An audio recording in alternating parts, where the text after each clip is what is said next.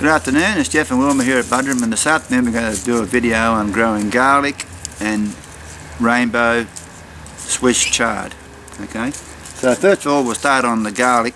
So this is the first year we're growing garlic, and I'll show you, and I did some research on the internet, so this is what we did. We heard that you plant garlic on the shortest day. This was my little experiment, wasn't it? Yeah, so Wilma put some in the fridge. You got two knobs of garlic, and some of them had roots on them and little sprouts, and some didn't. So anyway, we waited for a chance. Over here to the right, we had 3 potato plants in there, so we harvested them, and the soil was just chock-a-block full of earthworms. So the soil was very rich in this area here. So we planted them all out, and that was 3 weeks and 2 days ago.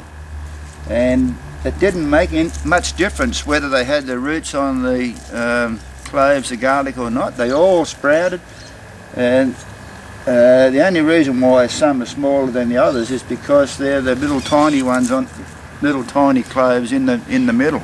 So what you do is you pick these cloves off. You can see the root end there and the pointy end there. So you put the root end in the ground, about 2 inches in the ground, and I found out that we'd grown them too close together. So I spread them out and made them about 1 span apart, about 1 span. And what else was I going to say? Yeah, so I we had a bit of rain that week, so that sort of moistened the ground a bit.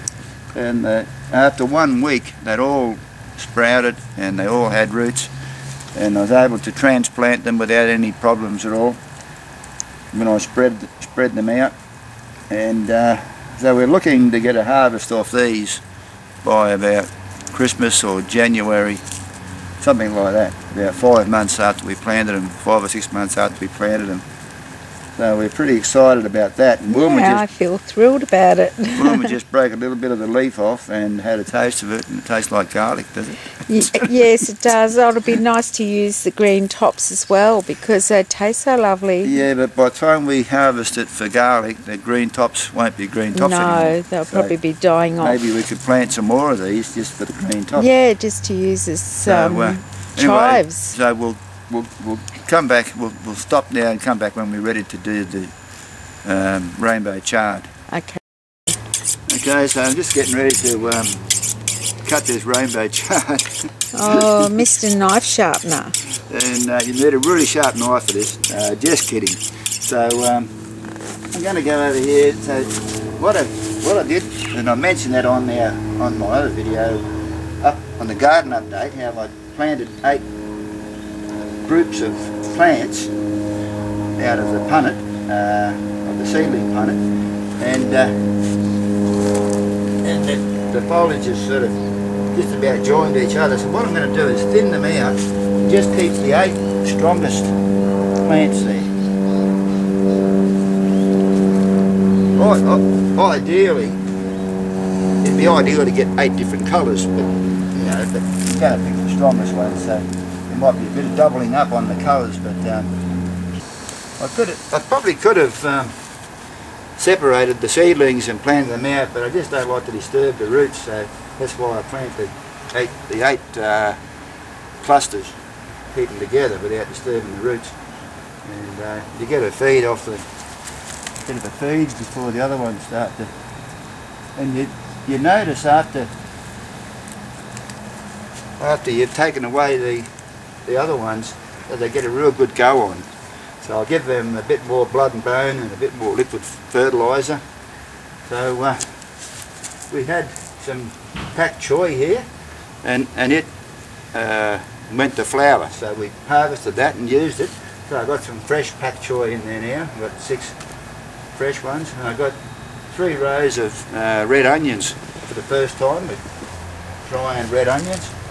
And there's our broccoli here. No, it'd be good to have our own homegrown garlic and onions. Yeah. So anyway, I think just about covered it. We had some sweet potato greens yesterday in a stir fry. Oh, they were beautiful. Yeah, so that worked out okay. And that's just out of our sweet potato that we've got sitting there For the runners. for the runners. So as soon as it gets in the spring, we're looking forward to growing them. So, okay, so I've spread some more blood and bone around them and some sugarcane mulch. So I'm just putting a bit more liquid fertiliser on them. Bit of fish kelp, seaweed, liquid fertiliser. And there's the results.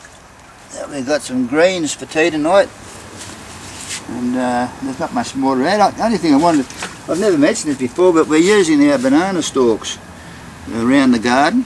Can you sort of see? Yes, I am. They rot down, and you always see a lot of earthworms where they've rotted down, and they eventually end up in the garden. You know, sometimes you can put them in an area where you're not going to dig for a while, and even if you have to move them, they're half rotted down. You can, so they work good. Anyway, we'll say goodbye now. Anyway, we'll say goodbye. We'll catch you later. All the best. Bye.